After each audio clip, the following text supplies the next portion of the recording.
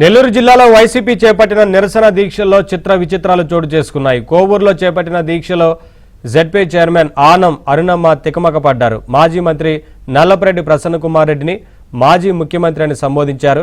అక్కడే స్టేజ్ మీద కూర్చునే సమయంలో ప్రసన్న వెనక్కి పడిపోయారు. ఈ రెండు సంఘటనలు యాదృచ్ఛికంగా జరిగాయి. అయితే అక్కడ ఉన్నవారంతా మాజీ ముఖ్యమంత్రి అనేసరికి ప్రసన్న ఆ షాక్ నుంచి తేరుకోలేకపోయారనే జోకులు పేలుస్తూ నవ్వులో మునిగిపోయారు.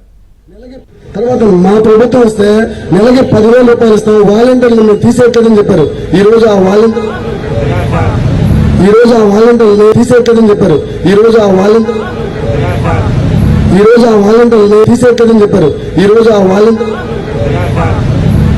వాలంటీర్లు మరి ఉండిచ్చారా, తీసేశారా? చదువుకునే విద్యార్థులు.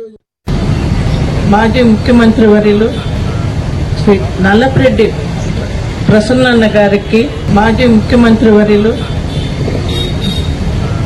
శ్రీ నల్లపరెడ్డి ప్రసన్న గారికి, ఇక్కడికి విచ్చేసిన సోదరీమణులకు అందరికీ